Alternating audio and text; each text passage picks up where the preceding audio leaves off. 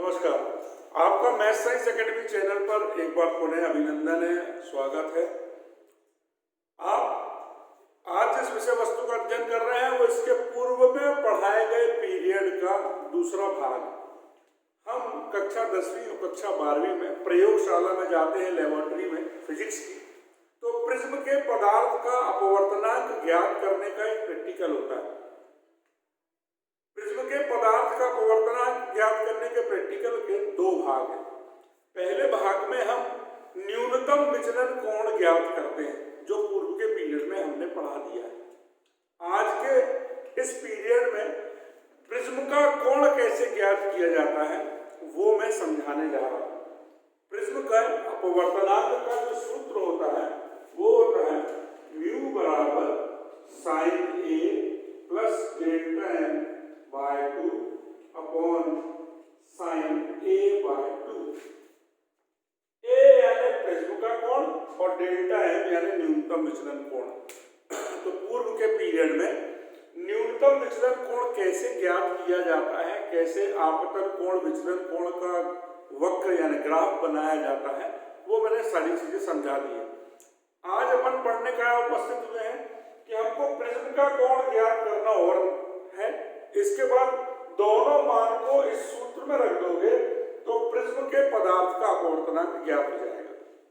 हम सबसे पहले क्या करते हैं, वही पुरानी व्यवस्था, ड्राइंग बोर्ड हमको दिया गया है, हम ड्राइंग शीट लेंगे, रखेंगे, 4 पीतल की पिन लगाएंगे, ड्राइंग शीट को फंसा देंगे और अब हम उस पर एक लाइन खींचेंगे। लाइन खींचने के बाद प्रिज्म रखेंगे। ध्यान दें, हमने पहले भी समझाया था कि प्रिज्म में निशान लगा लेते कौन सा सिरा आगे रहेगा। प्रिज्म के तीनों कोण एक से दिखते हैं, ये याद ही नहीं रहेगा कि कौन सा आगे रखा गया, तो निशान लगा लेते ऊपर पेन से कि इसको आगे रखना। प्रिज्म रखा, बाउंड्री बनाई। ये तो हमने बना दी, आगे भी आपको समझाना, इसलिए पहले बाउंड्री आपने उसकी बना दी, प्रिज्म हो गया, तो इसको किनारे किया। इसके बाद सर्वाधिक उपयोगी है कि आपके पास कंपास बॉक्स में, इसको कहते हैं सेट स्क्वायर, ये सेट स्क्वायर है, ठीक है ना।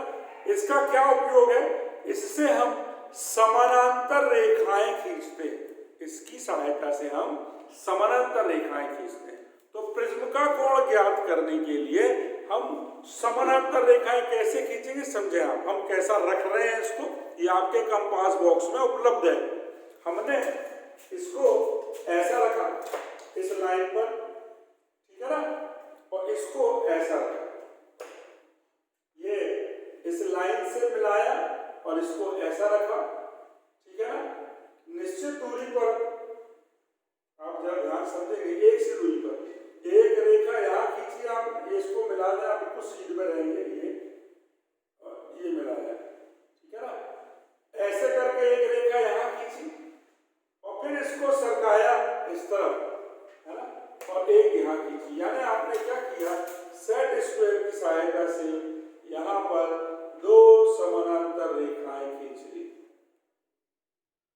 सेट स्क्वायर रखना फिर सीख लीजिए आप इसमें से किसी को भी कहीं भी रख सकते हैं। हमने ऐसा रखा, ठीक है ना, और इस सेट स्क्वायर को ऐसा रखा और एक लाइन यहाँ खींची, सरकाया, दूसरी लाइन वहां खींची। यानी आपने सेट स्क्वायर की सहायता से, सेट स्क्वायर की सहायता से दो समानांतर रेखाएं खींच ली। ये थोड़ा सा जरा ध्यान दीजिएगा कि बहुत दिमाग लगा के आपको करना है। कुछ लोगों को आंखों का दोष होता है, कुछ को दिखाई नहीं देता है, पिने नजर नहीं आती। तो मेरा एक निवेदन है, जब आपने जैसे प्रिज्म रखा, लाइन की बाउंड्री बना ली, समानांतर रेखाएं खींच ली, तो आप पहले इस पर 2 पिन लगाएं, इस पर 2 पिन लगाई आपने, ठीक है ना। हम जैसा बता रहे हैं आप अगर वैसा करेंगे तो आपका प्रैक्टिकल आसानी से, सरलता से पूरा हो जाएगा। आपने यहाँ पिन लगाई और फिर इसी तरफ से देखना है, फिर आपको इसी साइड से देखना है। तो एक हाथ जो आपका ये वाला है, ये आप ऐसा लगाइए, ऐसा पीछे। तो क्या होगा,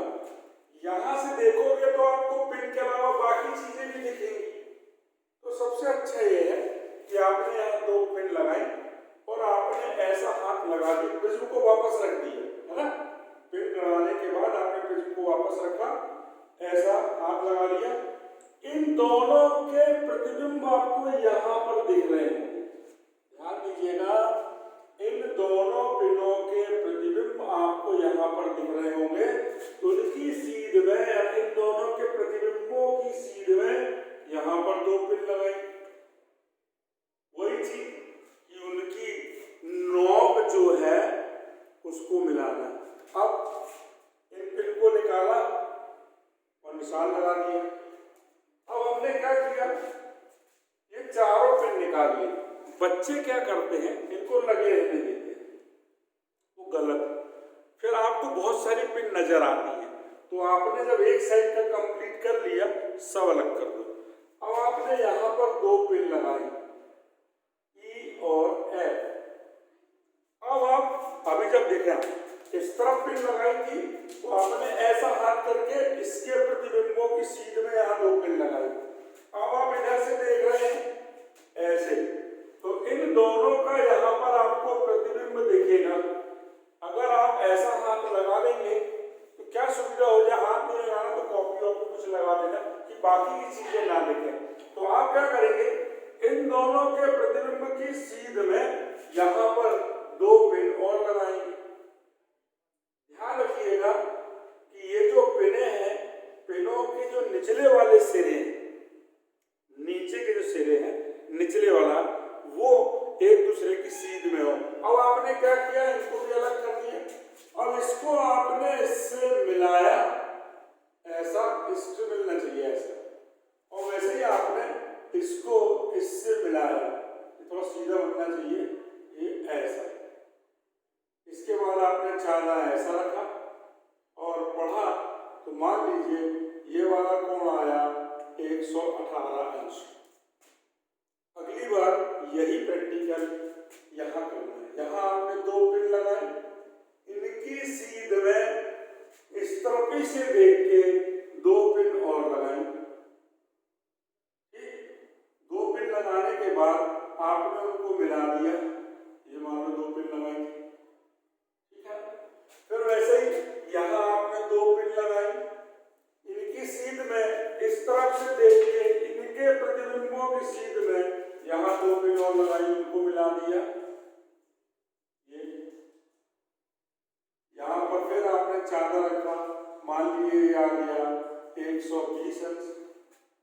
एक आध और कर लिया, ठीक है ना। मान लीजिए आपने यहाँ पर प्रैक्टिकल किया, यहाँ आपको इनकी सीध में पिन लगाने पर यहाँ और यहाँ पिन लगाई आपने, और आपको ये 119 अंश मिला। ऐसे 2 या 3 प्रैक्टिकल कर लिए, फिर औसत निकाल लिया। औसत निकालने के पहले मैं आपको चीज बता दूं, एक प्रमेय है। प्रमेय आपने कक्षा 10वीं में ज्यामिति में पढ़ा है। ये वाला जो कोण है, इस प्रिज्म के कोण का दुगना होता है। ये वाला कोण इस प्रिज्म के कोण का दुगना होता है। यानी आपने 118, 120, 119 आ रहा है, तो 118 का आधा ये होगा, 120 का आधा ये होगा, 119 का आधा ये होगा। तो आपको पहले 118, 119 और 120, ये ना आपने 118, 120, 119 3 बार प्रैक्टिकल किया, तो बटे में 3 से भाग दिया।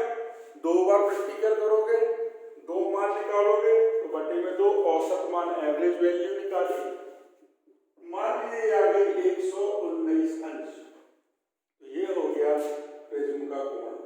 और पूर्व में प्रैक्टिकल में आपने मान लीजिए डेल्टा एम निकाला था 32 अंश, ठीक है ना। तो अब आप ये वाला और ये वाला, ये दोनों मान इस सूत्र में भरेंगे। कैसे? म्यू बराबर साइन, एक ही जगह लिखेंगे 119, डेल्टा एम की जगह लिखेंगे 32 बटे 2, और नीचे साइन a/2, a यानी 119 बटे 2। तो अब इतना गुणा भाग तो सबसे बनता है ना, ठीक है। तो बटेगा दो नहीं काटना, पहले इसको जोड़ना है, फिर आधा करना है, इसको जोड़ना और आधा करना है। तो साइन का कुछ मान आएगा यहाँ पे और नीचे भी यहाँ साइन का कुछ मान आएगा। ऐसा नहीं करना कि ये बटे 2 से बटे 2 कट गया, ऐसा नहीं है, क्योंकि ये साइन के साथ लगा है, ठीक है ना। इनको जोड़ के 2 से भाग दो, इसमें 2 से भाग दो, जो मान आता है यहाँ साइन टेबल से उस मान को आप यहाँ पर रख दो। साइन टेबल देख के, एक साइन कॉस टेन टेबल होती है जो पुस्तकों में पीछे दी जाती है। मान लीजिए कैलकुलेटर अब अलाउ नहीं है, तो आपको वो टेबल, लॉग की टेबल है, साइन की, कॉस की, वो टेबल में मान देखना पड़ता है। मान लीजिए 54.9 आया, ये 56.8 आया, है ना, तो पढ़ते बनना चाहिए। तो अपने वर्तमान का मान निकाला, ये मान आपका 1.35 से 1.5 के बीच आना चाहिए। यदि आपने ये सब इतना पूरा काम किया और आपका उत्तर 1.35 से 1.50 के बीच आ रहा है, इसका मतलब आपने जो प्रैक्टिकल किया है वो बिल्कुल सही है। इससे कम और इससे ज़्यादा, 1.5 से ज़्यादा तो हो ही नहीं सकता, होना भी नहीं चाहिए, है ना, वो फिर ठीक नहीं है आपका प्रैक्टिकल। और 1.35 से कम नहीं आना चाहिए, यानी आपने कहीं ना कहीं न्यूनतम विचलन कोण निकालने में गड़बड़ी करी है। तो आपको जो प्रिज्म के पदार्थ का अपवर्तनांक ज्ञात करने की प्रायोगिक विधि है, जो प्रैक्टिकल आपको लेबोरेटरी में करना है, वार्षिक परीक्षा में प्रैक्टिकल होता है 20 अंक 10 अंक का, उसमें जब आप जाते हैं तो ये प्रैक्टिकल कराया जाता है। तो हमने इसके 2 भाग समझाए आपको। पहले भाग में हमने आपको न्यूनतम विचलन कोण ज्ञात करना बताया, दूसरे भाग में हमने आपको प्रिज्म का अपवर्तनांक ज्ञात करने के लिए प्रिज्म का कोण भी मालूम होना चाहिए, तो वो भी बता दिया कि जो यहाँ मिलेगा उससे ये आधा होगा, वो भी आपने निकाल लिया। तो ए यानी प्रिज्म का कोण और डेल्टा एम यानी न्यूनतम विचलन कोण, जब दोनों मिल गए तो दोनों के मान आपने इसमें रखे सूत्र में और फिर इनको हल किया। बच्चे हड़बड़ी में ये 2 और 2 काट आते हैं, नहीं काटना है, इसको जोड़ के 2 से भाग देना है, इसको 2 से भाग देके जो मान निकलेगा यहाँ लिखना है, साइन टेबल से इनके मान निकालना है। मान लो आ गया 1.5/1, 1.5/1 यानी 1, या 1.35/1, 1.35/1 यानी 1। तो कुल मिला के मतलब ये हुआ कि ये प्रैक्टिकल जो है 2 भागों में है। पहली बार हमें न्यूनतम विचलन कोण निकालना है, दूसरी बार हमें प्रिज्म का कोण ज्ञात करना है। तो प्रैक्टिकल भले ही आपको लग रहा है बहुत बड़ा है, लेकिन बहुत आसान है, सरल है। तो अब आपके बारे में एक चीज बता दूं कि ये प्रैक्टिकल आपको प्रयोगशाला में भी करना है, और साथ ही साथ अगर आपके पेपर में आ गया कि प्रिज्म के पदार्थ का अपवर्तनांक ज्ञात करने की प्रायोगिक विधि का वर्णन कीजिए, तो फिर आपको ये सब लिखना भी है। तो आपने जो सुना उसको ध्यान से आप अक्षर से अपने मस्तिष्क में, अपनी कॉपी में नोट कर लें। हमारे इस मैथ साइंस एकेडमी चैनल को ध्यान से सब्सक्राइब कर लें, किन्हीं कारणवश भूल गए हो तो अब कर लें। हमारे वीडियोस को लाइक करें, शेयर करें, कमेंट बॉक्स में कमेंट्स करें। हमने अपना दायरा बढ़ा लिया है, अब हम आपको फेसबुक और इंस्टाग्राम पर भी उपलब्ध है, जहां आप लाइक और फॉलो कर सकते हैं। ध्यान दीजिए, ये केवल विद्यार्थियों के लिए बनाया गया चैनल नहीं है, ये उन पालकों और उन गणमान्य नागरिकों के लिए भी है जिनके जो समाज सेवा से जुड़े हुए, जिन्होंने प्रण किया हुआ है कि वो अच्छा कार्य करना चाहते हैं। तो आप सभी से मेरा आग्रह है कि विद्यार्थियों के अलावा पालक और गणमान्य नागरिक और समाज सेवक, जिनके नजदीक में अन्य विद्यार्थी रहते हों, जिनके ये काम की वस्तु है, वैसे भी हमारे YouTube चैनल में, मैथ साइंस एकेडमी चैनल में 200 से ज्यादा वीडियोस डले हैं मैथ, फिजिक्स और केमिस्ट्री के। वो भी कौन सी? Primary, middle, high school, higher secondary, college और कॉम्पिटिटिव एग्जाम के 2000 से ज्यादा टॉपिक्स पर हम काम कर रहे हैं। हम चाहते हैं योजनाबद्ध तरीके से जो हम आप तक विषय वस्तु पहुंचा रहे हैं वो आप तक इसमें पहुंचे और आप उसका लाभ उठाएं। कुछ विद्यार्थियों के पास क्या कहते हैं मोबाइल और बाकी संसाधनों की कमी, कुछ के पास हमारा लिंक नहीं पहुंच पा रहा है। तो मेरा उन लोगों से आग्रह है जिन तक ये विषय वस्तु पहुंचती है या जिनके पास संसाधन उपलब्ध है वो इसका प्रसार प्रचार करें, जिससे कि ज़्यादा से ज़्यादा विद्यार्थी लाभान्वित हो, अपने लक्ष्य को हासिल करें और सफलता उनके कदम चूमें, उनका सुनहरे भविष्य निर्माण का कार्य करके आप भी पुण्य अर्जित करें। आप इसका स्क्रीनशॉट ले सकते हैं। दोनों भागों को एक साथ पढ़िएगा, ये मेरा आपसे आग्रह है और हमारे चैनल को सब्सक्राइब कीजिएगा। नमस्कार।